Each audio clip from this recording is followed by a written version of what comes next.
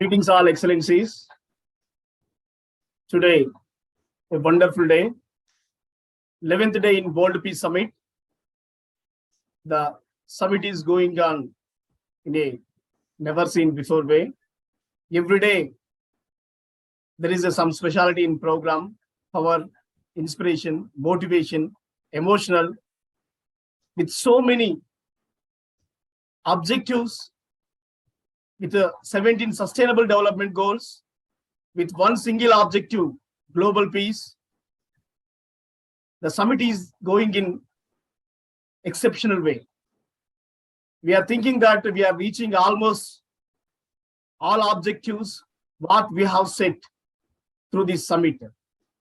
Today we have eminent personalities all the way from Australia and presidential candidate from Nigeria and eminent special guests, keynote speakers, panel speakers. Within few minutes, we are going to unleash Sustainable Development Goal 11. Really, this is very important goal, sustainable cities. So with this goal, we are going forward with 2 hours plus time with this SDG 11. For that, I invite all eminent visionaries onto this dais. I welcome you once again onto the World Peace Summit SDG 11. A fabulous journey, and we are including one more special day to this beautiful journey. We have our chief guests, we have our special guests, we have our keynote speakers. Before inviting all these eminent people to address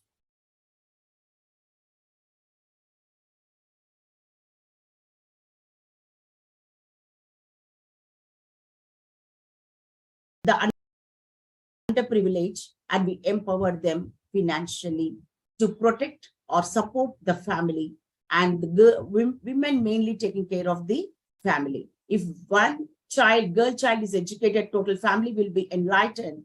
That will be expanded to the community, to the society, to the nations globally. So in this way, we believe as education only can bring all-round development. So we are trying our best level to impart good education to the underprivileged slum children, boys and girls. As we believe in gender equality, we are educating girls and boys equally, providing books and all the required stationery, whatever it is required for them to have good education. In this way, we are trying our best level to uplift the community, and we believe in sustainable development goals as it has to be attained by 2030. So individually, the government or nations cannot establish or accomplish. Only the citizens of that nation or the respected nations can take care and believe that these goals can be attained. So in this way, we are trying our best level to attain an individual peace, as peace starts from within. So we want to have a good peace in the minds of the especially underprivileged community, farmers, migrant workers who support the nation at their level. So in this, we have taken up so many physical problems and supported the families of underprivileged, and we are moving ahead. I invite all the global leaders to join us and support our works and the activities in upliftment of the underprivileged community and the migrant workers, farmers, etc. Thank you very much for giving this opportunity. Namaste from India. I'm Dr. Carrie. Ma'am, please invite our chief guest. Priyadarshini ma'am. Yes, sir. Over to you. Can I start? Yes, ma'am, please. Good evening, everyone. Before I start, and I welcome all of you to this onto this stage, I would like to start with a few lines. Talent and skills are the crops that are nurtured, groomed, and given all possible opportunities to grow and bloom. This is much awaiting event as it gives the returns to the efforts put by all the speakers of the day.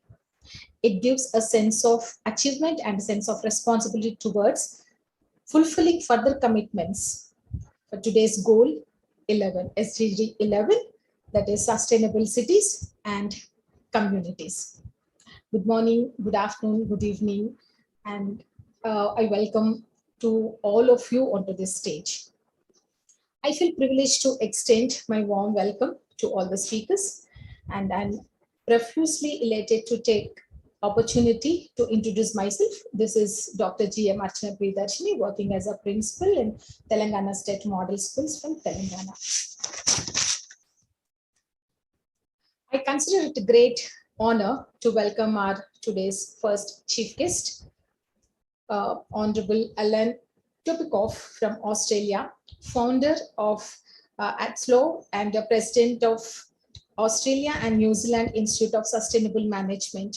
We rarely get this opportunity and to listen to the words of great personality. Let us have the pleasure and to listen, Honorable Chief Guest. Sir, I welcome you, and over to you, sir. Thank you very much, and welcome. I've welcomed to this session. SDG 11 is one of the major ones because it involves dealing with almost every other SDG in the list. So I will hopefully share the screen. Yes, sir, you can. You are now co-host now. Done. Right. And okay. So that should be now shared, isn't it? Is that shared? Is the PowerPoint shared? It is. Yes, shared. There we are. Yep. Okay. So, just as an introduction, what we're going to be doing tonight is dealing with some of the issues relating to what is a community, what becomes a sustainable community or town, and all of the different factors that influence the outcomes of it.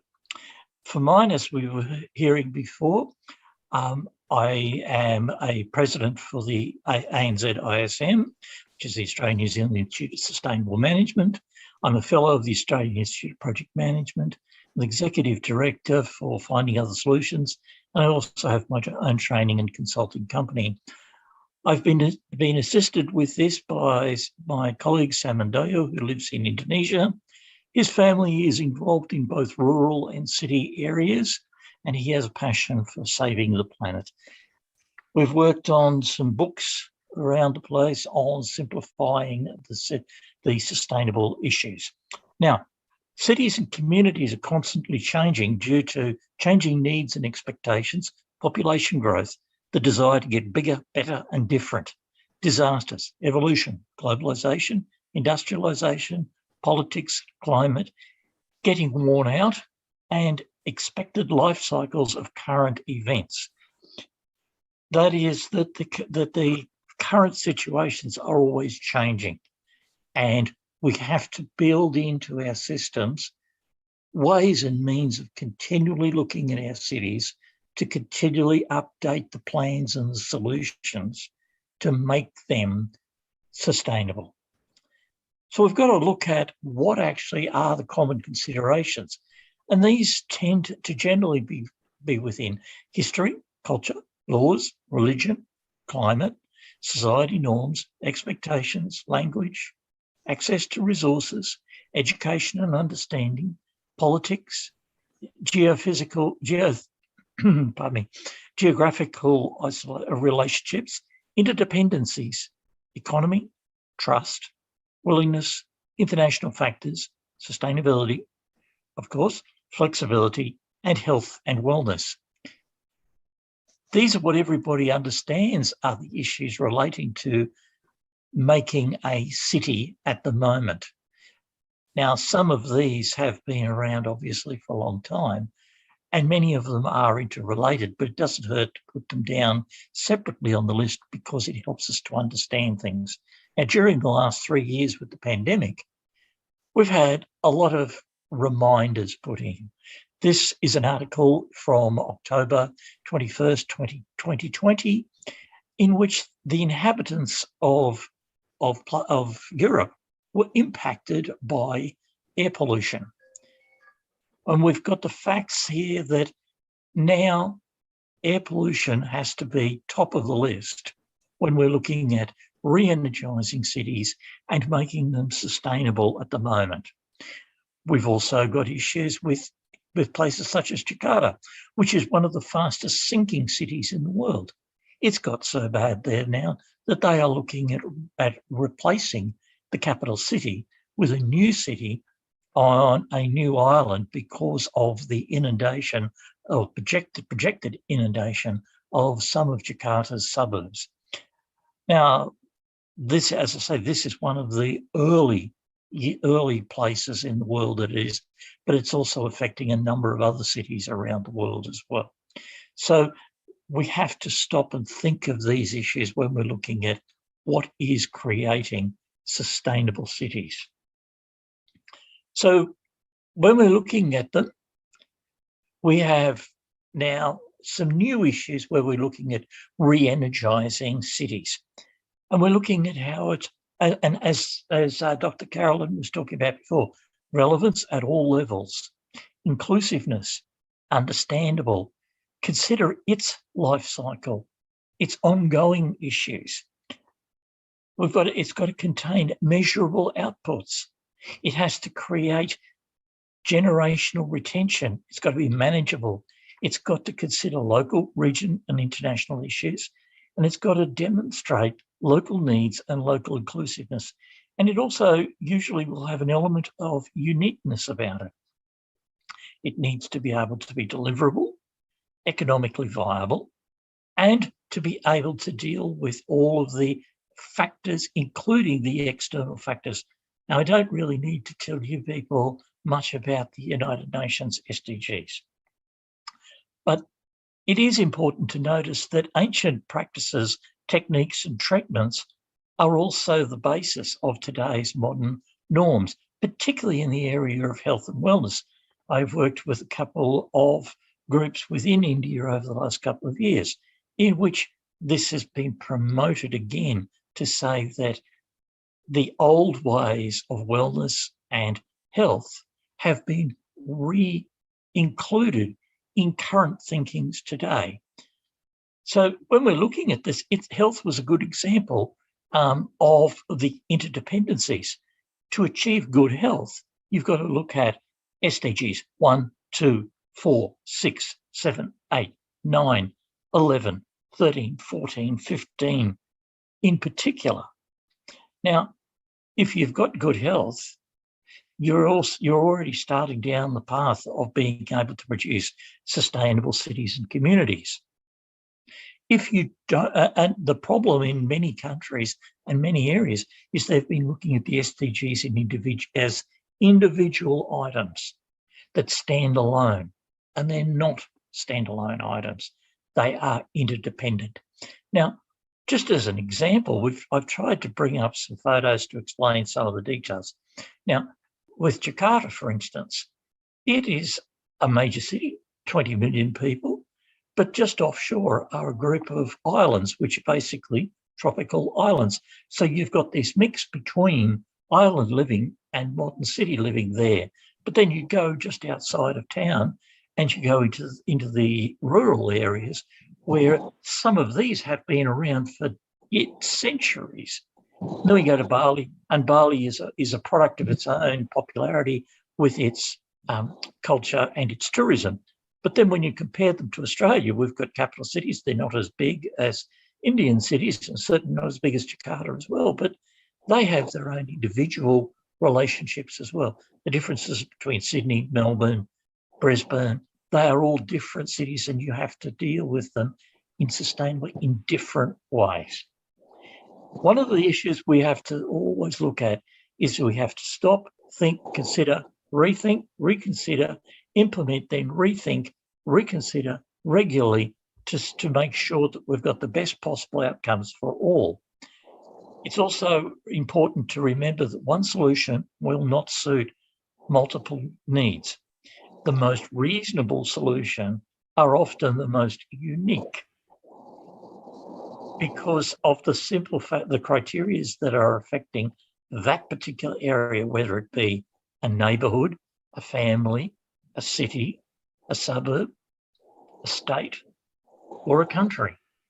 each of them will have outcomes which are sustainable, but they're not always the same. And one of the issues that's causing this, and Dr. Carolyn was talking about it earlier, people don't realise that almost 20% of the Earth population does not have access to good electricity.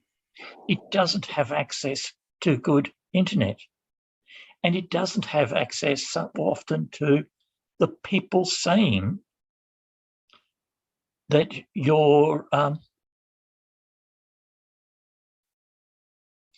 the issues are the technology issues are not always the solution that are needed, because if you have technology, a lot of people can't access it or don't want to access it. When you're looking at re-energising renewal, there is always a resistance to change. There's changed expectations. There's ongoing stress and disruption, and that's been accelerated in the last 3 years. There's ongoing economic factors, increasing awareness of climatic issues, and increasing considerations of self-production and independence of external markets. During the past 3 years, the supply chain's been interrupted. People are going now, hey, we need to make sure that we've got the right people doing the right things in our own country, that we're self-sufficient.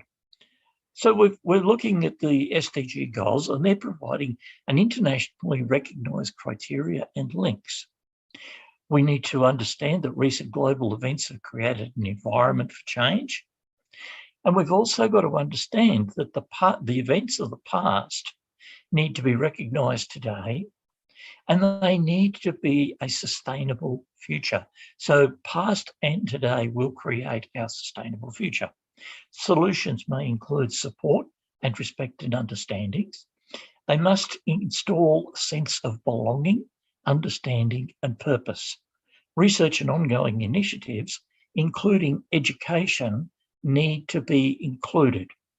So for our area, humanity continues to evolve, as do our cities and communities. What's expected of cities have evolved. Recent global events have created an accelerated environment for change, and there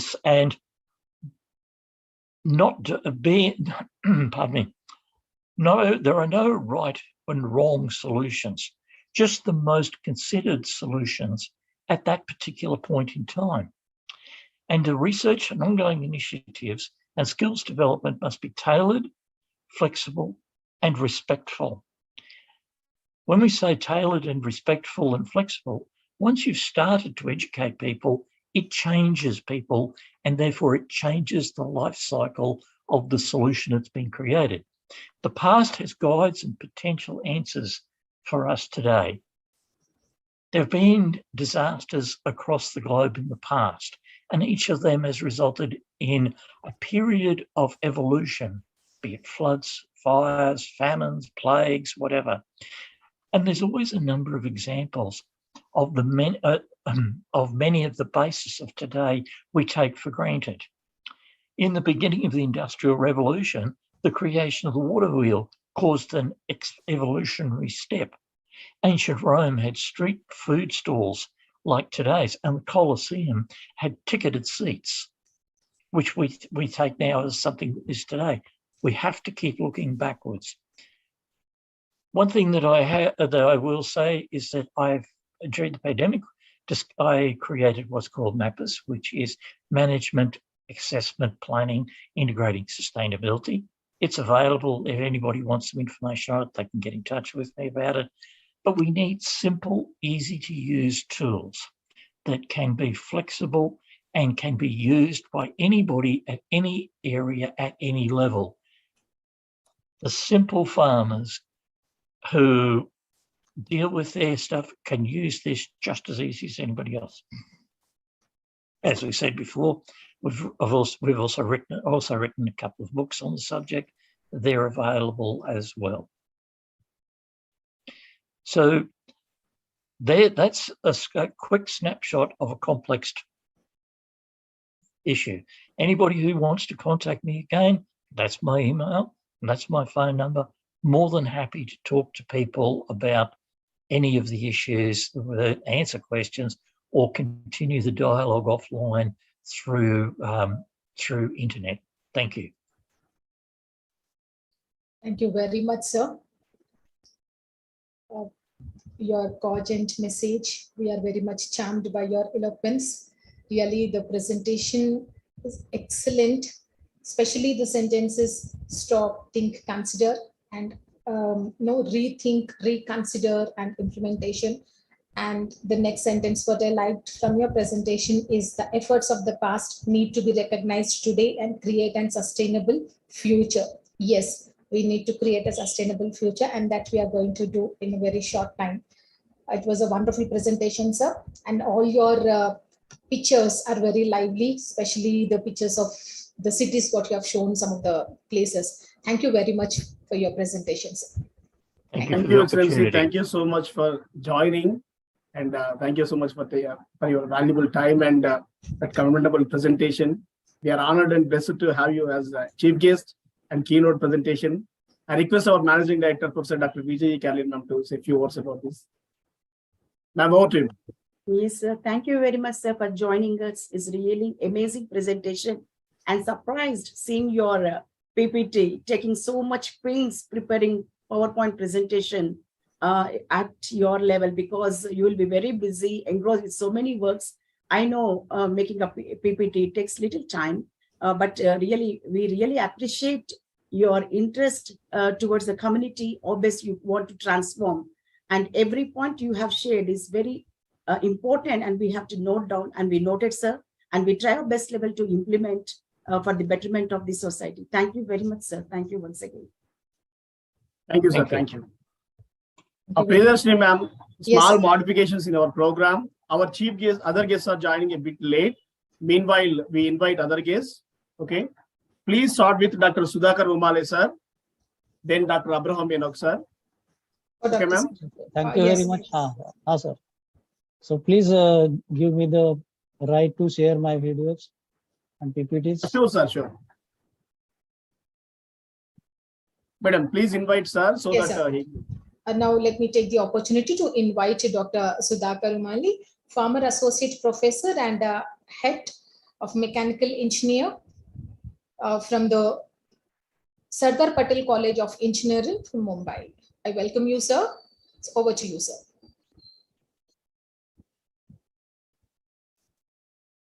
So my screen is visible. Yes, sir. Yes, sir. Perfectly.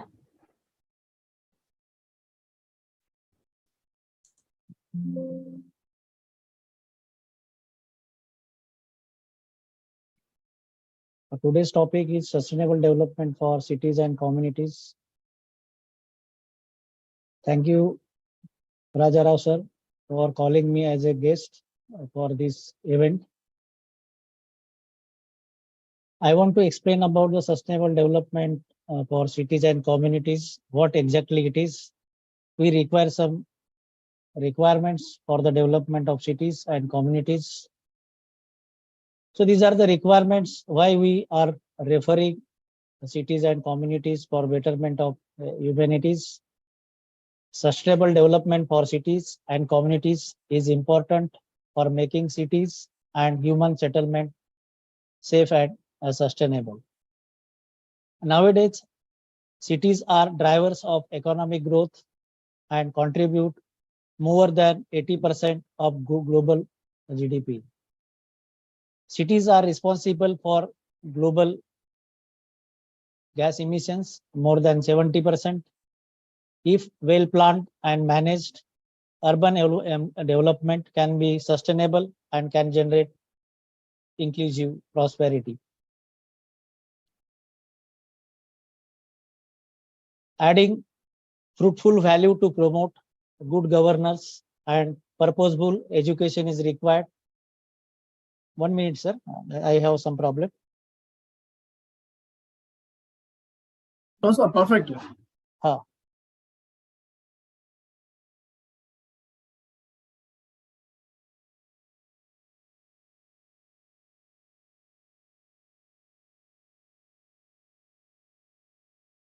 Sir, please continue. Okay, sir. Adding fruitful value to promote good governance and purposeful education is required. For that, we require research, innovation, design and entrepreneurship development for the development of cities and communities. There is necessity of developing people, scholars, and students through an excellent education system. Today, human beings and cities must be safe, resilient, and sustainable. Providing adequate housing, services, and infrastructure is necessary, especially in light of the increasing global incidence of natural disasters.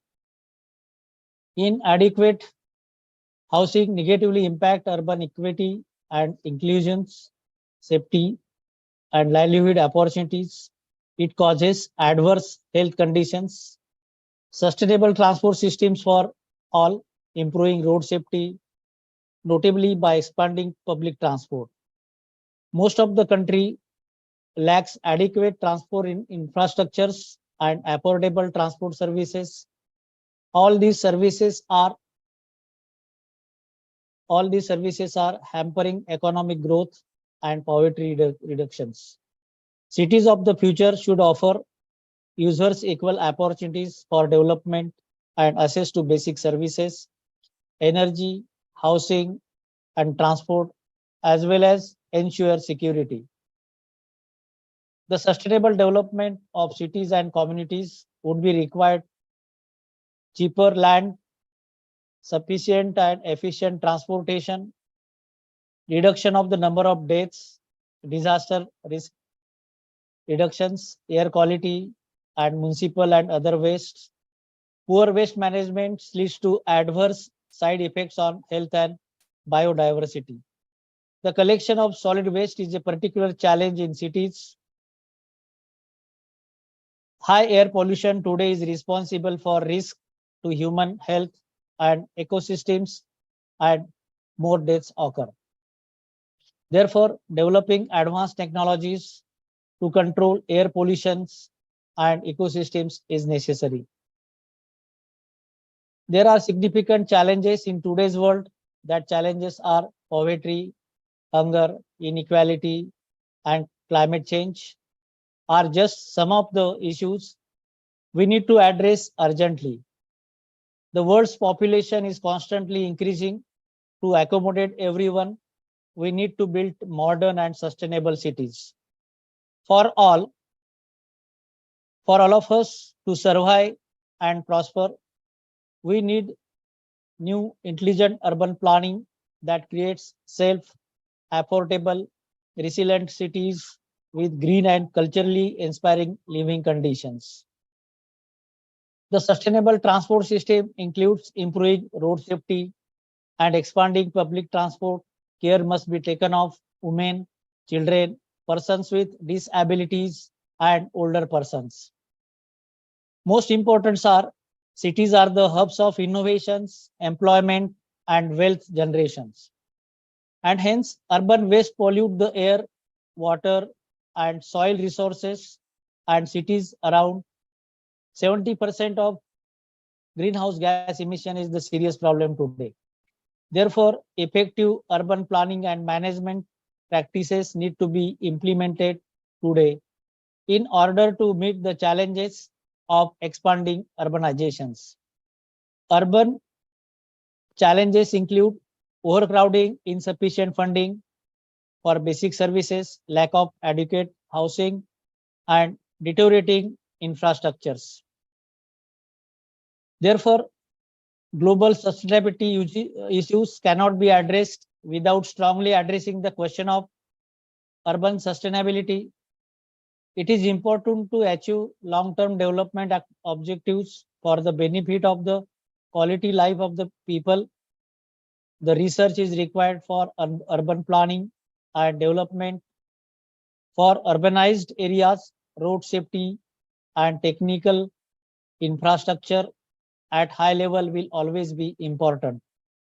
These are the areas to get opportunities for growth like transportation, energy, water, education, and healthcare. The countries must be required to provide policies such as a framework to drive urban sustainability developments and targets. The concept of sustainable development rests on achieving the balance between economic, social, and environmental objectives. People living in big cities must be safe with accessible and affordable transport systems, increasing participations in urban governance, enhancing culture preservations, addressing climate change challenges, and better managing urban environments, including pollution and waste management. Next problem is the mobility in urban cities. Mobility is an essential human need. Human survival and social interaction depend on the ability to move people and goods. Efficient mobility systems are essential facilitators of the development. Cities could not exist and global trade could only occur with systems to transport people and goods cheaply and efficiently. The transport sector plays a crucial and growing role in the world energy use and emissions of greenhouse gas emissions. Next is the development increases transport demand, while the availability of transport stimulates even more development by allowing trade and economic specializations. Industrializations and growing specializations have created the need for large shipments of goods and materials over substantial distances, and accelerating globalization has greatly increased these loads. Public transport plays a crucial role in urban areas. And hence, I want to explain some of the characteristics for the sustainable cities and communities. These are very important. Overcrowding rate by poverty status. As it is very important, I want to explain share of people living in overcrowded conditions. A person is considered to be living in overcrowded household if the house does not have at least one room for the entire household, as well as a room for couple for every single person above 80 for a pair of teenagers 12 to 70 years of the age. Each teenagers of different sex and pair of children will require different rooms. So this is very important for the development of cities, and that depends on poverty status in the country. Next is population living in household, considering that they are affected by noise from neighbors or street. So noise pollution is very serious problem in the cities, and we have to reduce it. Because the assessment of noise pollution is subjective, it should be noted that indicator accounts for both the levels of noise pollution as well as standards of the people they consider to be accessible. Third is settlement area per capita. This is very important. The amount of settlement area used for buildings, industrial and commercial areas and infrastructures. Next is the people killed in road accidents. So this is very serious problems. I want to focus on the sustainable development of the cities. The number of fatalities caused by road accidents, including drivers, passengers of motorized vehicles, as well as pedestrians. Persons dying in road accidents up to 30 days after the occurrence of the accidents are counted as road accidents fatalities. Next is exposure to air pollution by particular matter. So air pollution is the very serious problems, particularly air pollution occur by PM, that is a particulate matter. And what is this that PM? Up to PM up to 10 micron meters, that can be allowable and can be carried deep into the lungs. If it carries deep into the lung, we have so many problems of the health, particularly heart and lungs cancers. And hence we have to reduce the air pollutions in the cities. Next is recycling rate of municipal waste. So what is the municipal waste? It is very serious about, and you have to care about it. Recycling includes material recycling, compositing, and anaerobic digestions. Municipal waste consists mostly of waste generated by the households, but may also include similar waste generated by small business and public institutions and collected by the municipality. Next is the very serious problem, that is a population connected to at least a secondary waste treatment. Secondary waste treatment is very serious in the cities. Wastewater is the secondary treatment we require. We have to retreatment the wastewater, or elsewhere is treated by process generally involving biological treatment with a secondary settlement or other processes, resulting in removal of organic material that reduces the biochemical oxygen demand by at least 70% and the chemical oxygen demand by at least 75%. And the last is share of buses and trains in total passenger transport. Instead of using individual cars or vehicles in the cities, we can have the collective transport modes, particularly buses, including coaches, trolley buses, and trains in the big cities. That reduces overcrowding in the big cities. And I want to explain about the summary of this my lecture. By 2030, enhance inclusive and sustainable urbanizations and capacity for participatory, integrated and sustainable human settlement planning and management in all countries. Thank you very much for listening patiently my lecture, because it is very important topic for the people of the big cities and communities. Thank you very much. Thank you, sir. It was a very marvelous presentation. Thank you very much, especially controlling the road accidents and recycling the waste. Really excellent presentation, sir. Thank you very much. Thank you very much. Truly, the cities are responsible for this greenhouse gas emission, and if you really educate students, all the students from the young age itself, I hope within a short time we will definitely reach the goals. Thank you very much, sir. Thank you. Now I take the privilege to invite our next chief guest, Mr. Azim Uddin, bestseller author, researcher, public speaker, and life enthusiast. Welcome you, sir. Thank you so much, ma'am. Am I audible and clear enough? Yes, sir. Yes, hello everyone. Hello organizers and esteemed speakers. I consider myself fortunate, extremely gratified and elated to just be a part of this particular connection feast. I would just call this a connection feast, because this is when we are just talking about all these kind of multidisciplinary ideas, different type of people. They are just coming together, they are sharing something new, and then only when we would be having this behavioral mindset, then it would be totally collective framework, and then we can take all these extreme steps, implementation plans. So yes, let's get the ball rolling. So my name is Azim Uddin, best-selling author, researcher, and public speaker.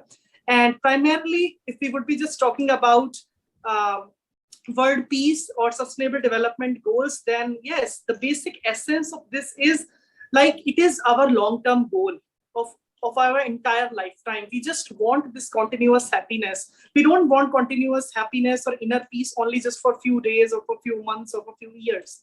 This is our rigorous ongoing task to just be so everlasting and up and running with respect to our inner peace. And now we are just collaborating, we are just controlling it, we are coming up with proper commitments with regard to world peace. So it's a universal relevance, it's an eternal logistic, and it is depending and requiring our own these kind of short-term motives and short-term goals to just become so ignited towards this world inner peace and sustainable development goals. It would be requiring our own passion, our creature comforts, our own craft, all these minor to major actions or atomic habits. So all of those things that sir even talked about, all of those environmental degradation, all of those things regarding cities and communities, I can't agree more on that, because it is so self-explanatory and it is always the hot topic these days, that how these kind of brightened ideas we can take, how these kind of steps we can take, practical steps, only holistic steps that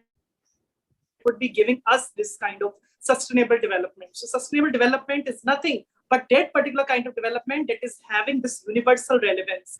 We have to be using all of those valid resources, natural resources, renewable or non-renewable, without compromising the needs of the future generations. We can't compromise our needs here.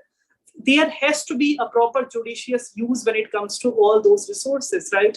As Mahatma Gandhi has rightly said, that earth has everything a man needs, but it cannot satisfy its greed. So in the same way, our checklists, our wish lists, our resources, our to-do tasks, our task list, they just keep on going and going. But this life is not about only these kind of material affluence. It is not about just this kind of pleasure that we get from material things. That's why if I would be just talking about cities and communities, then it is the kind of impact that we create on that collaborative basis. It's the kind of impact with respect to our worlds completely. And I think it is that particular kind of legacy that we have to be making us ongoing for societal expectations and society-driven approaches. Youth-led initiatives, especially when it comes to youth, we have to be taking all of these amazing steps, small little efforts, minor habits, to just be so up and running with respect to that society level. Because we all are here to create some kind of impact, some kind of good deeds. All those, every good deed has a valid reward. But here it's about collaboration. Here it's about collaboration over competition. It's not just about competition here. It's about collaboration. It's about team spirit. It's about the good fellowship and camaraderie feeling that with the proper idea fusion of different minds of people, different strategies of people, how we have to be giving rise to our own self-esteem and this kind of inner peace. Firstly, this inner harmony and inner peace has to be there. Only then it would be possible for us to just showcase it with respect to this word peace. If even we would not be crystal clear about our own good self-care, our own self-esteem, our powerful personal power, then we can't portray all of those good vibes. And this life is just nothing but it's about good vibes and energetic sense of self. It's about the energy that we create. Just right now, virtually we are present here and we are sharing these nuggets of wisdom, these nuggets of delight. So I consider myself extremely fortunate enough, and I'm quite elated, rejoiced to just be a part of this World Peace Summit. And I would just conveningly, firstly, this belief has to be there. It is just like belief versus behavior. Until unless this belief of world peace and SDG is not there, we would not be able to follow, and we would be just giving up in the middle of all those phases in the execution plan. So first and foremost, it is about what and why. Firstly, our what and why have to be clear, and then only we would be on that path of complete proper implementation plan. So that you would be having that growth mindset, not that kind of fixed mindset.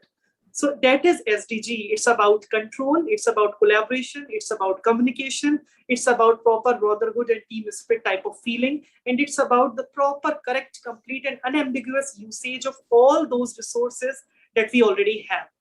And I think for that, we must be thankful for all that we already have. As I said, our wants, our wish list, they just keep on going. And until unless we are not having self-satisfaction or self-contentment with respect to world peace, our own inner peace, or these kind of resources, you would not be happy camper. You would be just complaining, and we just complain, we just follow that blame culture, right? So it is about the judicious use and the best practice. Now, also, if I would be talking about so practically and rationally, then in these today's times, it has become extremely hard to just follow these kind of world peace and SDG goals. Why? Because already it is getting, for our own self, it is getting tough to just cope up with all those resources that we already have. And we all are having that fickle-minded mindset. We all are running out of our own resources, but still, that's why I'm talking about this completely. I'm just talking about these quality attributes. On that mindful basis, what type of steps we need to be taking, how that qualitative brainstorming and feasibility study we need to be doing to just be on the same right track, so that in the middle of the phase, you would not be able to give up, and also seek guidance proper. We need to be seeking certain kind of guidance, and there has to be a proper cheerleading system for our own self whenever we are on this road of SDG or world peace. We need all of these kind of programs, and as I call them, connection feasts or virtual extravaganzas, to ignite the soul and satisfaction of youths, especially because When we talk about youth, we have all those brightest noble visions, noble ideas. So this life is just all about peaceful living. It is just about that artistic living, that artistic pleasure that we would be able to get. And that artistic pleasure has to be coming out when we would be people-driven, when we would not be only self-driven, when we would be ready to create some kind of impactful divisions, and we would be able to take some kind of impactful decisions also, those mindful decisions. So I would be loving to congratulate each and every person here on board, every speaker, every organizational perspective, to just, that this also takes this kind of proper support system and pedagogies to just come up with all these kind of brightest options, to just even conduct any type of particular program, be it physical or virtual. I think it takes proper sweat and blood, and it takes high organization and managerial skills also. So once again, I would be saying that this is the best opportunity for all of us to just get driven with all of these kind of amazing, magnanimous topics that are the need of the hour, to just, we need to be getting control of all of these for our enlightened living, for our rigorous living. So I would be just concluding this, that when we are right there on this particular path of maintaining our cities and communities better, just don't make early decisions and don't beat around the bush. But think about, give it a second thought whenever you are taking any type of decision, any type of passion. If you are just starting for this society-driven approach to just do something with respect to society, then just do that. Because it's about how we can be giving enough other people's reason to remember us. Because in my life also, I follow that particular quote, that man may come and man may go, but the fragrance of the character of a good person remains forever. So we have to be giving enough reasons to other people in this lifetime. This life is so short-lived. We never know our expiry date, our end date. So just with the help of all these kind of noble visions, we would be giving other people reasons to remember us even after our death, right? So I wish you a great luck, all of you right here. I will just wish you a great luck in all your future endeavors, all your future tasks. And I wish you that you would be able to make a good self-promise to your own self, that yes, you have to be sticking on this road of world peace and SDG. So God bless us all. Thank you. Thank you. Thank you very much, sir. Indeed, it's really a splendid and pragmatic message what you have given. Really, the life is very short, but lot many things to do. So definitely this platform we are sharing to express our views, and definitely we will reach the goals. Thank you very much, sir. My pleasure. I would like to invite the next speaker, Dr. CPA Shanul Akbar Banji, a founder of GICC and FinBiz, SDG's ambassador of UNA. I welcome you, ma'am.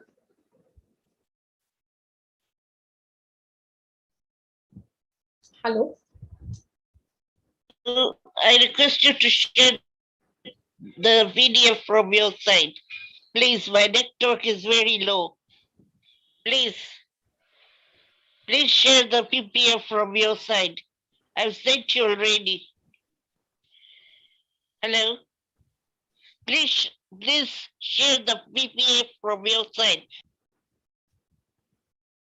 Rajesh, are look into that. So please share the PPT from your side, ma'am is saying. She has no internet, so it is an Yeah, issue. yeah. We'll set it later. Please invite the next speaker, Excellency. We start with One Soul Army. Please invite panel speakers, ma'am. Remaining speakers will join at the end. Yeah. Whom should I say? Divya Sharma. Divya Sharma. Divya Sharma. Yeah. Yeah. Now I take the opportunity to invite Divya Sharma, engineer and social IT entrepreneur, director, One Soul Army. I welcome you, ma'am. Yes, good evening, ma'am. Am I audible? Yes, ma'am. Yes. Okay. Welcome to this platform. So first, I would like to say thanks to the chairman of this committee, Raja Rao sir, and all the members who are here and giving me the opportunity to share my views on this platform. And again, I'm conveying my thanks to all the members who are here and who are going to land their ear for the next 15 minutes. I'm sorry, I have been given 5 minutes, right? If I'm not wrong. Yeah, so time is very short. So without wasting time, let me come to the point. So today we are on the theme of 11 SDG 11. It is based on sustainable communities and cities. So I have heard many of the speakers through SDG 1 to SDG 10, and we had covered a lot of burning issues like climate change, inequality, water resources, and we were trying to even combat this burning issue of the world. So basically, what is sustainable development, that we all know, it is the idea to meet the needs of the today's generation without harming our natural resources, so that we can give like better world, a green future to our next generation, right? So let me share my own story. And it was about 2 years back. I was in the Africa, Central Africa, Togo. So I was serving as an ABU educator for the Science and Technology department. So we were having one event that is called the International Peace Day. So that we all know it is celebrating on September 21st. And again, it will come to September 21st, 2023. So we were being given to show the visual presentation on International Peace Day. So that day, my daughter was like, she was in kindergarten, 5-year-old child. She came to me and she asked me, Mama, what is this International Peace Day? So at that age, what could I explain her? Like simple things. So you have to enjoy your life and without harming the nature, and don't just pick out the flowers. Don't harm anyone's feelings. And she was happy. Okay, fine, this is the International Peace Day. And she went to the school and she told her teacher, and they celebrated through the symbol of white pigeon. And she came to me and she showed me. Now the same task we had been given where I was serving, but we were not having, I was not having like small children. I was having the DP students, like you can say teenager students. So I have been given like 15 batch of students, and we had to make a visual presentation on International Peace Day. So those students, I was having like diverse region, students from diverse regions, somewhere from Africa, somewhere from Canada, somewhere from India. So we were working together, and they asked me, ma'am, what we should make, not like the symbol. Now we should make something more to pass the message to our society. So then I gave them the idea, why not to make the visual chart on sustainable development? So ultimately that is going to present the peace to our country, right? So they were learning, yeah, in the part of the science subject. So one of the students, I still remember, he is from Nigeria, and he asked me, Miss Divya, can I ask you one thing? Okay, fine, we are presenting one visual chart, that is fine, but as a student, how can we make change in our world? We are very small, you know, like we are not in the government bodies, we don't have those rights to make a change in our environment. If we do that also, we can't force anybody to do that, because we are not in that position. So that day I explained them, it is not necessary to be at a greater post to do any change, a greater or smaller, you can do at your level. So they asked me, ma'am, how? So then I explained them a scientific concept that is related to sustainable development, and that we all know, that is what the carbon footprints. Right. So they asked me, yes, ma'am, we know the carbon footprints. We heard in our science subject, it is about what is like your activities, daily activities you do that is affecting your environment. So I told, yes. So footprint is not exactly what footprints you are going to leave in your country, in your college, or in your school. When you are graduate from this school, also leaving your footprints here from your deeds, from your actions. Now we are talking about the sustainable development. So what is carbon footprint in sustainable development, and how it is affecting our country? Yes. So I explained them. So daily activities, what you are doing, what energy resources you are taking, and what percentage of carbon emission you are producing, that is associated only to you. That is called your carbon footprint. So it is not necessary to make a big change. You need to be a part of from any industry. You need to be a part of any government. So you can do small changes at your end. Then I had given time. So what I did, okay, let us do one thing. Just go on the site, go on. Okay, am I audible? My internet is. Yes, okay, you are audible. So go on the site. Yeah, okay. So go on the website, just open the carbon footprint calculator, and they will give you some questionnaires. Write down your answers and it will give you the percentile, and it will give you the suggestions, then little bit changes from your lifestyle you do, and it will affect the ultimately, indirectly or directly, it is affecting your environment. So unknowingly you are harming your environment. Now that is your duty. Knowingly you make some changes from your lifestyle, and you be a part of your sustainable development for your community and for your country. So from wherever you are, you can do small changes and you try to reduce the carbon footprints and make a change. So they were happy. Okay, fine, Miss Divya, let us make the visual chart on the carbon footprint. So one page they made the chart on carbon footprint, and another visual chart they made on the reducing carbon footprint. So this is how they were happy. And then we celebrated this International Peace Day, and we conveyed the message. And as an educator, I played a role in sustainable development. So that was just the message. So those students, they understood. So as the citizen from any country, we can also contribute. I'm not giving you any task right now here. So I'm not a teacher right now here. I'm not giving you like go at home after this session, find out your carbon footprint, but we can do. Okay, we don't know, because right now this is the era of modernization. Okay, we are going fast, so fast.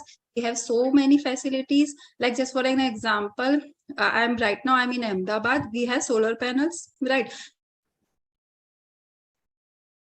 So last year we have planted solar panels in our society. So after that plantation of solar panels, you see the number of bungalows they have installed the AC like so frequently. Why? Why is it so? Earlier they used to use only one AC like in the one bungalow. Now they have started using 2 or 3 individual at each room. Why is that so? Because it was like now we don't have to pay the electricity bill.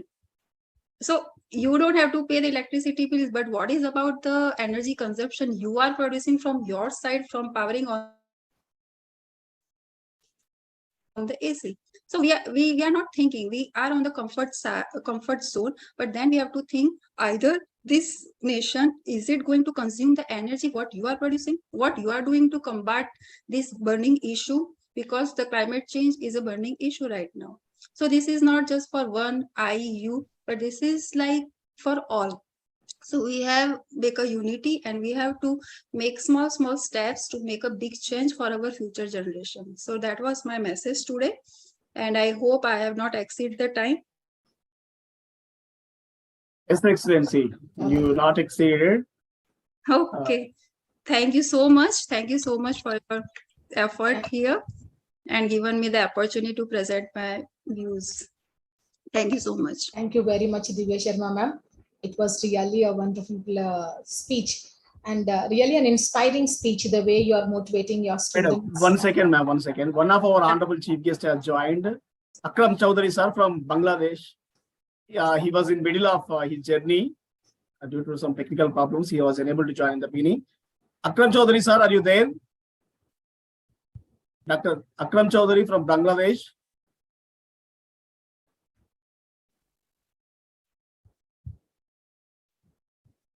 Sir, please switch on your audio, sir. Audio not connected.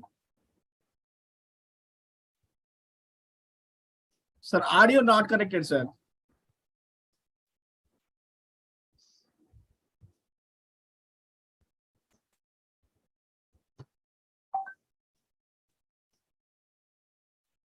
Yes, sir. It's perfect. Well, hello. Yes, sir. You are audible. Yes, this is Dr. Mohammad Akramul Hafiz Chowdhury from beautiful Bangladesh. Have you listened to me?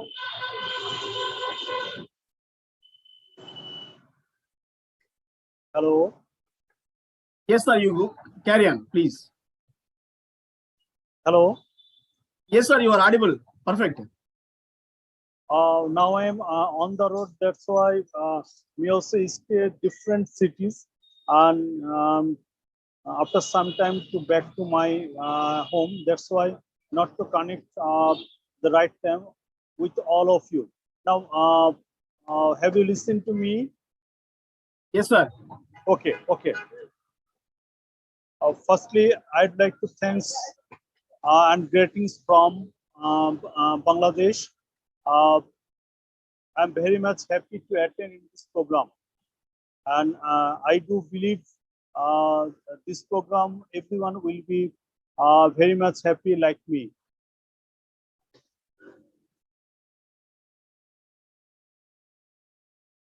Hello. Yes, sir. Yes, sir. Okay, I'll be coming after a few minutes. Just now, I am just. Okay, sir. Okay. Okay. Thank you. Me also continue. I'm waiting. Okay, okay, sir. Okay. Pridharshini ma'am, over to you, ma'am. Ma'am, you are muted. Please unmute yourself, Pridharshini ma'am. Yes. Yeah, I have unmuted. Carry on. Oh, thank you very much, ma'am. Divya Sharma, ma'am. Abruptly, I have to stop it. Now, sir, shall I invite Gummadi Suyata ma'am. Gummadi Prashant, madam? Yes, please. Now, I take the privilege to invite Gummadi Prashanti, research scholar from Andhra University. I welcome you onto this platform, ma'am. Yeah, greetings from Andhra Pradesh, India, to one and all. Foremost, I would like to extend my gratitude to Vishwa Humanity United International Royal Council, Sustainable Cities and Communities. The population of the cities accounts for 55% of the total population of the world, and the cities generate approximately around 85% of global gross domestic product and emit approximately 75% of greenhouse gas emissions. So almost our previous speakers also spoke about these things. The main goals of smart cities are to be provided renewable energy and to reduce energy consumption and carbon footprint. All this leads to the smart city energy concept. Energy efficiency enables maximum productivity with less energy consumption. This is a new technology that helps prevent energy efficiency anomalies in smart buildings. As per Indian scenario, 3 points that I would like to ponder upon. First, coming to roads under threat. Don't ruin the best shaded avenue we have by making it smart. Additional construction in the name of amenities and increasing greenery are two contradicting things. One can't have both. Identifying the city's most populated and cleanest regions can help to enhance the environment and citizens' quality of life. That is what is my opinion all about. In the city, everywhere trees were removed completely, removing green cover density. Any tidying of the area to be done by keeping the green cover intact. The stretch of roads, which is epicenter for our tourism initiatives, where maximum expenditure is incurred in the name of beautification for years and is the most environmentally stressed area due to over exploitation. Even if you plant 1,000 replacement trees somewhere else, it probably takes 1,000 years for the ecosystem to get restored. When you step back and see the big picture, our actual tree cover is in fact declining every year. We can opt Miyawaki, the Japanese method for sustainable cities.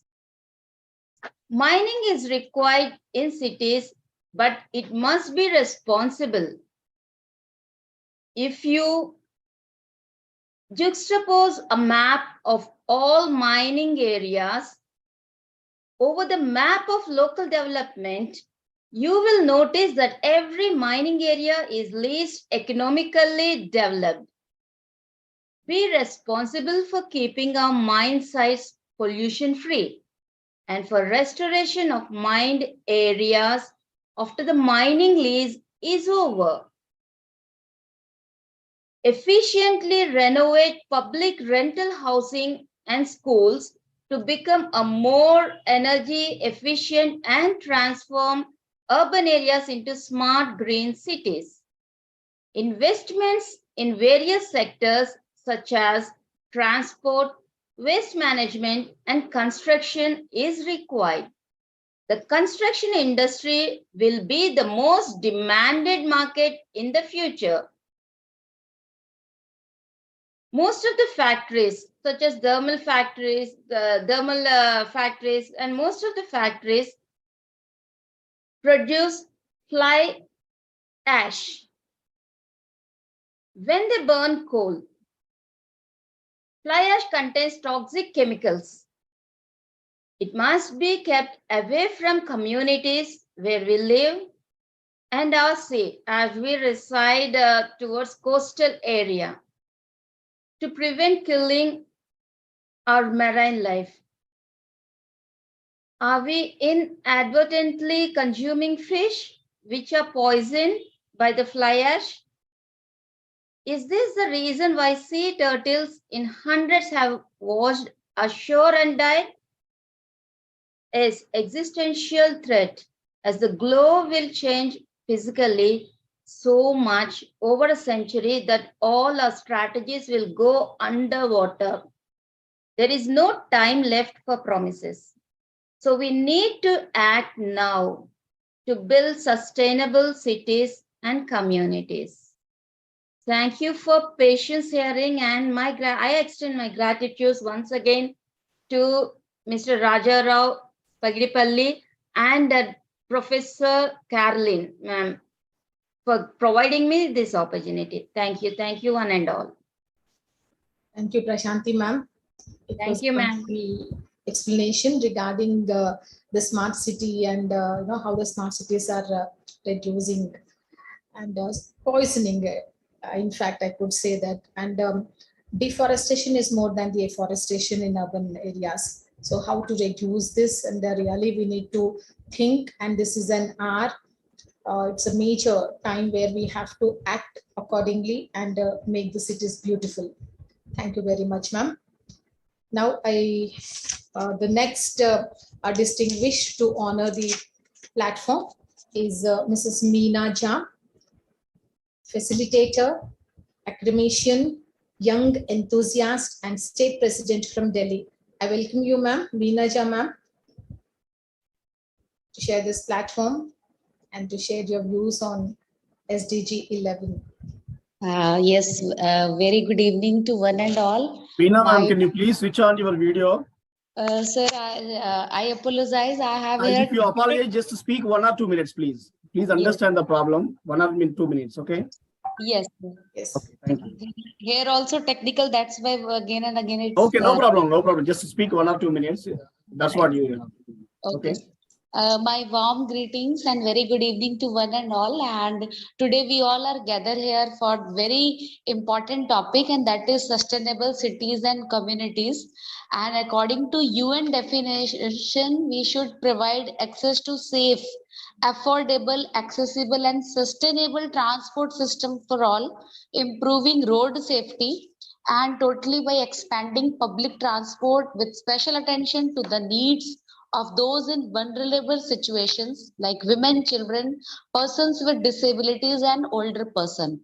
And what we are discussing today here about goal 11, the target is to make our cities inclusive, safe, resilient, and sustainable. And for making cities and human settlement inclusive, safe settlement, we aim to renew and plan cities and other human settlements in a way that offer opportunities for one and all of every caste, creed, religion, gender. Everybody should get the opportunity. Basic services, energy, housing, transportation, green public areas, while reducing resources use and environmental impact.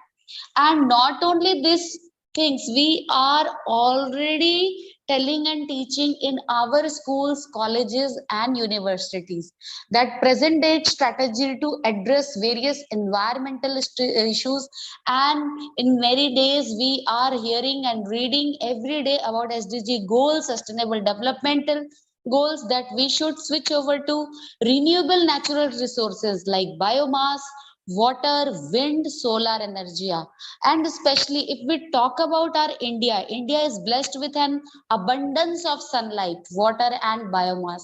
Fuels like LPG, CNG, they are cleaner and better fuels. When they burn, they even release very little amount of toxic, harmful gases. And they are very important for our future and present day energy needs. So certain actions should be there to achieve our goals, like developing participatory platforms by using public transport, by reducing and managing food wastage, by saving aquatic life, reducing plastic waste, waste management, and last but not the least, by doing rainwater harvesting.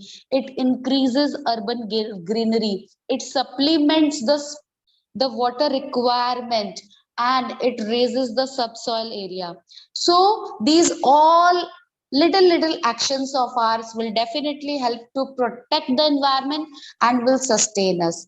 Thank you so much, Dr. Rajarao sir, Vishwa Humanity Royal Council, for giving me opportunity, Dr. Vijay Caroline ma'am, Dr. Archana ma'am, and one and all. Thank you everybody. God bless you all. Thank you very much, ma'am. Indeed, it was a wonderful presentation.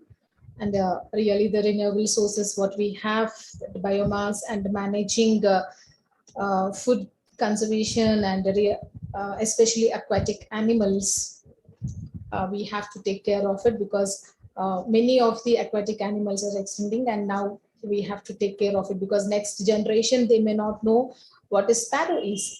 So even if you wanted to show the sparrow, we need to show only on the diagrams, through the diagrams. So I hope with this platform, we all now have the sustainable development, especially in this 11, SDG 11. Thank you very much, ma'am. Thank you so much, ma'am. My humble gratitude to each one of you. Thank you. Thank you. Okay, ma'am, I will take the show and I will do the rest. Ma'am, okay, ma'am? Yes, sir, yes. Today there is some disorder in speaker sessions. They are all stuck in their journeys. Some people have joined and they left. So nearly 4 or 5 speakers we have, due to some their personal problems or whatever it may be, they were unavailable. So we have time slot. During this time, we request our participants, our honorable participants, to have a small discussion, and we'll wind up this program today a bit early. So I start with Dr. Srikanth Kalurkar sir, because tomorrow he is the person of the day. Tomorrow, not today. But anyway, I invite him today. Actually, Sharvanan ma'am joined and she stayed up to here. Sharvanan ma'am, are you there? Sir, Srikanth Kalurkar sir, over to you, sir. Over to you, please. Thank you very much, sir. Yeah, it is like a wild card, my presence here today. Yes, sir. But yes, sustainable development is the need of the time. And when everyone was speaking just now also, if you see, Dr. Umare sir was mentioning about the air quality, the PM 2.5, PM 10. These are really problematic for the lungs. But then there is a solution. Today we had some presentations in Singapore. I was able to join only in a virtual mode, and our Guruji was able to be present there. And there we found that there is some solution which has been mentioned. Yesterday, I was attending the same conference in Singapore, and the former dean of Singapore University was mentioning about the technology development of last more than 5,000 years on this globe. And he said the first technology which was invented for the humankind was fire. And the second one was copper. Dr. Rajarao sir, you visited our place. Yes, sir. Yes, sir. And we saw that the technique that is called Agnihotra, which is coming from Vedic philosophy. There is a concept called Annad Bhavati Bhutani Parjanyat Anna Sambhava Yajnat Bhavati Parjanno Yajna Karma Samudbhava. Means when you say food comes when you have good rains. When you say good rains, it is basically harmony between nature and the human being. And this harmony has been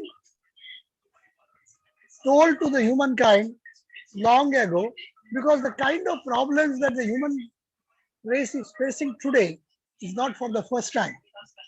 They say human race had gone through problems like COVID-19 large number of times, and it was able to come out. Same thing now is about the global warming, what we are talking about. Now, in one of our research, we found that PM 2.5 and PM 10 gets reduced. Sulfur dioxide in the air gets reduced. As far as the water is concerned, if you add ash in the water, then also you find that the pH factor gets corrected. There is a percentage of iron that is increasing, as well as there are so many things. So basically, there is a technique available from the ancient Indian literature and large number of population in the cities, because as it was mentioned by the earlier speaker, that 85% of the GDP of the globe comes from the cities, and 75% of the greenhouse gases also come from the cities. So if the people living in cities can take up a mission, then I will add, okay, because of the economic development, there is a need that I had to add to these gases, but at the same time, I'm adding to the GDP. But the another solution is that if I perform Agnihotra, if I do something by which I can reduce the air, water pollution, probably whatever harm we are doing to the nature, we'll be able to curb it. So we appeal to the people from various universities also, and through your support, we would like to be approaching to more number of universities in India and abroad. Today, about 3 universities from India who were there their nominees were there in the Singapore, agreed to take up this further research, because there is a need to explore the research in the direction, what is the real effect of this technique which has been given to the mankind according to the most ancient literature of the world. So thank you very much, Dr. Rajarao. We will have discussions further. Thank you so much, sir. Actually, we have to rename you as Agnihotra Shrikant Kalurkar, sir. You deserve it, the way you promote. Yeah, so but that Agnihotra is something which has been mentioned in Bible as vision about the dream of this really. So it is a common for everyone. Yes, sir. Yes, sir. Thank you very much. We should arrange one summit on that, sir. One summit or one conference or one seminar, because we have to enlighten it so that people can understand. We'll collaborate in future. Maybe that we can think of collaboration. Do that. That's what. So thank you. After summit, we'll plan it, sir. Thank you. Thank you so much. Sure. Thank you. Now I invite. Thank you very much, sir, for joining us. Really, it's wonder. I have seen Georgia sir has attended our slum, and I've seen what is yes, Jaju sir was mentioning to me, yes. How it purifies the air. He has put your photo in our group. Okay. Thank you very much, sir. And he was praising you, ma'am. And sir, Rajarao sir also, that whatever you are doing is with utmost sincerity. Thank It's you. not sir. for the purpose of saying in the conferences, but it is a ground to earth work. But personally, I would like to come and see your facility. Please visit the place, sir. Thank you. Thank you very much. Thank you very much. Thank you, ma'am. Thank you, sir. Thank you so much. Now I invite Ambassador Apostle Dr. Wisdom. Dear brother, Dr. Wisdom.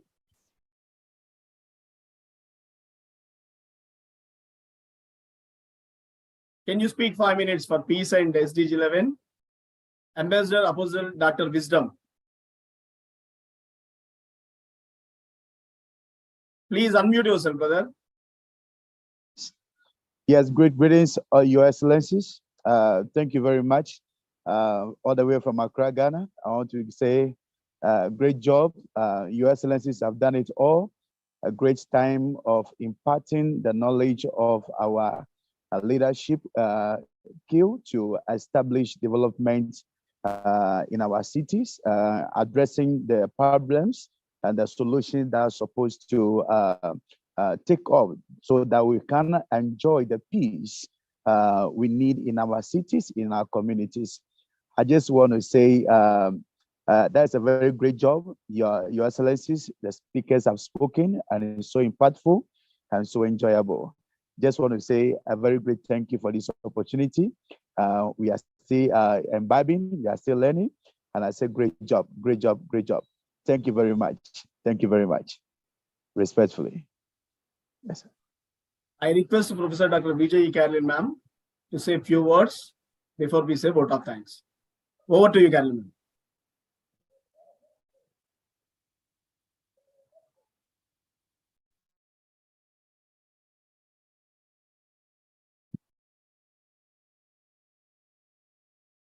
So, due to some technical problems, we were unable to have 2 or 3 speakers at this time. Actually, some speakers joined in the beginning. Actually, we have sent the schedule to them. The problem is the second schedule speakers are joining in the first schedule, and they were unable to wait till the end. So that's the problem. And our chief guests, 2 guests were unable to join due to as they were in journey. So anyway, it's a great program because our Alan, he did a wonderful job, commendable job from Australia. The way he has narrated the SDG 11 with a perfect PPT, really that it is the one which raises the bar today, and the rest of the speakers are amazing. So the journey went like that, and now we are going to conclude this program. Before say a vote of thanks, I request Professor Dr. Vijay Carolyn, ma'am, to say concluding remarks. Over to you, ma'am. Yes, sir. Thank you. Thank you very much for inviting me once again. It's a wonderful time that we have received eminent global leaders. Their insights, inputs, and the knowledge, experience they are shared with us is commendable. We have noted already, and we try our best level to take the solutions which are meant for the green city or clean city, sustainable cities, which are very much required for the future generation. And we try our best level to implement at our level. Especially, the citizens need to understand that day by day, the pollution is increasing and causing great health issues, especially for the younger generation, as they are the future generation. High percentage of the younger generation falling prey to the respiratory tract diseases because of the high pollution in the environment. And the water is getting polluted. There is no clean water to drink, no affordable clean water for the underprivileged community. As I visit the slums, I noticed what type of water they're drinking is horrible. There's no clean, affordable water for them, and they have to pay to have little water. So it's very difficult in many parts of the underprivileged community having good water, good drinking water. And especially the public need to understand, if I visit the house as a counseling psychologist to different houses, I notice for each one of them have their own transport. I see the bike, 2-wheeler, 4-wheelers. In this way, each house has 4 or 5, depend upon the number of the family members they're using the transport. In this way, high pollution is increasing And we know because of the use of the fossil fuels, carbon dioxide, sulfur dioxide, these gases are emitting. And the industries, they are not properly used, and the effluents, the waste is moved to the water bodies and getting polluted, and air is getting polluted because of the industries as well. Untreated water, that waste sent to the water, and the sewage water, these all getting, they're polluting the water and air. So air need to be clean, and we know that oxygen percentage is also decreasing, and people are not making use of the public transport. So if we aware of the global warming, climate change, and we are falling prey to the climate change, and we are facing a lot of problem because of high global warming, and in future we know that there will be high drought, high floods, and we face a lot of problem because of the climate change. We need to address we know that forest cover also got reduced, and we have to address every burning issue, and we have to maintain green buildings and public transport and proper use of the communities or the natural resources which God bestowed and given us properly, and see that younger generation especially have a beautiful future with all the natural resources which God has given us in a proper way. A clean environment is must for the future generation. At our level, we have to address these issues and help the future generation to lead a happiest, peaceful, and prosperous life. I appreciate all the global leaders who joined us and making this summit a great summit. Thank you very much once again. Thank you, ma'am. Thank you so much for the beautiful concluded remarks. Just I wanted to mention one thing for speakers. When your speaker switch off a video, today 2 speakers left. There was Seranya, one speaker from Sri Lanka, and another speaker. So, actually what is happening is they are switching off the video, and they are reading the papers till 15 or 20 minutes. That is what is happening. So if one person switches off his video and the remaining speakers also doing the same, you are giving permission to one person and you are not giving permission. That's what they are saying. So I request all the speakers, whenever you join, make sure to switch on your video. If not possible, don't accept the invitation. So please make it, because the rest of the speakers are not staying here thinking that it is going to be ours together. So they are leaving. So that's what now also happened, because still there are 2 panel speakers actually. But anyway, no problem. That's not at all issue because they can't wait. So anyway, we are going to conclude a day, because we have been thinking of for the last 10 days, one day we should end it early, but when we think it would be 9:30, 9:40, 10, but that happened to 11:30. So we couldn't do that. When we think we can wind it up a bit early, but today actually it has to cross 11. But all our chief guests are in journeys because they are such an eminent. But I was with Alan sir, because I know he is such a busy person. But for the last 1 week, I am with him. I am reminding him, because one person can give all the power which is required to make it a grand success. So that's what happened today, because we have a great bang with that Alan sir. The way he has narrated, the way he has presented, and it made simple that SDG 11 sustainable cities and communities. So thank you, Alan sir, for joining. Thank you, Alan sir, for making it a grand success. Alan Tofik sir from Australia, he's the founder of ETSOL and president of Australia and New Zealand Institute of Sustainable Management, having his presence as the keynote speaker and chief guest. So amazing. Then actually there is a presidential aspirant candidate from Nigeria, is the Wisdom University Vice Chancellor. Due to his hectic schedule, still I am making him a call to make it at least. Alan sir, can you say hi to us? Yes, thanks. Thanks very much Yes, for it all. yes. Thank you very Thank much. you, sir.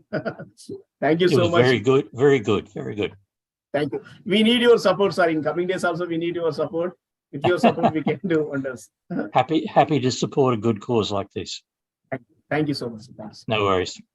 So, actually, one more special guest of the day, Ambassador Professor Jilengu, presidential aspirant of Nigeria. He has to be here. I still making a call, but he was in some urgent meeting, so he was unable to join. But anyway, in next meetings he would join. That's for sure. Dr. Akram Chaudhary brother joined and he spoke few words as he was in the middle of traffic. He was unable to speak much time. But anyway, thank you, dear brother, for joining and sharing your ideas. Thank you so much, Akram Chaudhary from Bangladesh. Thank you, dear brother. Then I wanted to say thanks to my other friends who joined today. Azimuddin ji, he's a best-selling author, researcher, public speaker. He did a nice show. He has given a beautiful presentation on sustainable development goals. Azimuddin brother, thank you, brother. Thank you so much for that beautiful presentation that you have given today. And Dr. Sudhakar Umale sir, a former associate professor and head mechanical engineering, Sardar Patel College of Engineering from Mumbai. Thank you, sir. Thank you. Actually, we think that last time you joined, but we were unable to give much time to you as we expected. So that's why we have visited this time to get maximum information from you. Thank you, sir. Thank you so much for that beautiful presentation. Then we want to thank Dr. Abram Henok sir. Actually, he joined, but due to some time constraints, he was unable to unable to stay here. But anyway, thanks to him. And Mohammad Jubair Saifi, he is one of the key speakers today, but he sent a photo of his mother who was in hospital due to some emergency reason. Really very sad thing. But anyway, Mohammad Jubair brother, we pray for your mother. But anyway, you have extended many times. You have extended your support many times. But this time, no problem, brother, no problem. Take care of your mother. Then we say thanks to remaining all our speakers. Serenya Saravanan, she almost there up to 9:15, but she went out due to some. But anyway, no problem. We thank each and every speaker, Gumadi Prashanti ma'am, Meenaja ma'am, all our beloved speakers. Vishwanath Vaigre, sir, we remember you. Thank you, sir. Thank you, sir. We will come to you, sir. I'll come to you. Divya Sharma, ma'am, thank you so much for your beautiful speech. Thank you, sir. So Thank today, you. We are grateful. We are grateful. all our speakers done a fantastic job. Apart from them, Thank you. Ambassador Thank Dr. you. Stephen, brother. Thank you, sir. Thank you, ma'am. Ambassador Dr. Stephen, brother, thank you so much. And Vishwanath Panigrai, sir, thank you so much. Then Thank Archana, ma'am. Thank you, sir. Thank you. It's a great time. It's a great time. Thank you, dear brother. Thank you. Thank you. Archana, All ma'am, right. are you there? Yes, sir. Thank I'm you. here. Thank you, ma'am. Today you have done a beautiful job, ma'am. You have showed all the responsibility as we are facing some crisis here. Thank you, ma'am. Thank you for giving You have this done a opportunity. fabulous job. Thank you so much, ma'am. Then Poonam Goti, ma'am. Thank you once again. Sudhakar Gumbale, sir. Thank you so much. Prashanti, ma'am. Thank you so much. John, brother. Thank you. Muhammad Abuda, brother. Can you say hi to all? Dr. Muhammad Abuda. My dear brother, Muhammad Abuda from Palestine. Actually, Muhammad Abuda is one of our best friends and best team member. But due to there some technical problems, he was unable to join actively. But anyway, his support is always there with us. My dear brother, thank you for joining. Minaja ma'am, thank you. Opara brother, thank you. Rai Anifa brother, thank you. Srikanth Kalukar sir, salute to you. So with this note, Thank you, sir. Thank you. with this note, a beautiful day. We are ending at 9:40, 11th day. Tomorrow is a 12th day, a beautiful day. All our people, those who are close to us, are joining tomorrow. It is going to be something like sentimental, emotional, familiar, deja vu, something like that feeling. But anyway, let's welcome a family version of Sustainable Development Goal 12, because such great people, such close to our heart people are going to join us. Many professors, best managed consultants, principals, professors, all spheres, people from and youngsters. One youngster is going to coming who is going to rule Mumbai. So such a way, let us invite, let us welcome Sustainable Development Goal 12, while we are concluding this beautiful day with a happy note, let's say bye to our